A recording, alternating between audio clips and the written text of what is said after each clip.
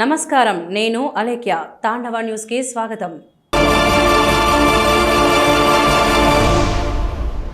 రైతుల సంక్షేమమే ప్రభుత్వ ప్రధాన ధ్యేయమని ఎమ్మెల్యే ప్రభుత్వ విప్ యనమల దివ్య అన్నారు.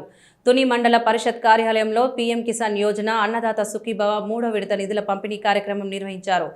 ఈ సందర్భంగా రైతులకు ఆర్థిక సహాయం అందజేసిన ఎమ్మెల్యే రైతులు ఈ నిధులను వ్యవసాయ అభివృద్ధికి వినియోగించుకోవాలని సూచించారు. కాకినాడ జిల్లా తుని మండల పరిషత్ కార్యాలయంలో ఎంపీపీ బొప్పన రాము అధ్యక్షతన పీఎం కిసాన్ యోజన అన్నదాత సుఖీభవ 3వ విడత నిధుల పంపిణీ కార్యక్రమం జరిగింది. ఈ కార్యక్రమంలో పాల్గొన్న ఎమ్మెల్యే ప్రభుత్వ విప్ యనమల దివ్య మాట్లాడుతూ రైతుల సంక్షేమమే ప్రభుత్వ లక్ష్యమన్నారు. రైతులు సుభిక్షంగా ఉంటేనే రాష్ట్రం అభివృద్ధి చెందుతుందని తెలిపారు.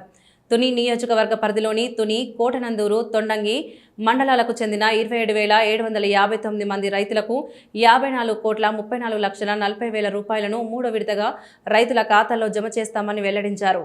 అనంతరం అన్నదాత సుఖీభవ నిధులకు సంబంధించిన చెక్కును ఆవిష్కరించారు. తాండవ news. For more updates, like, share and subscribe.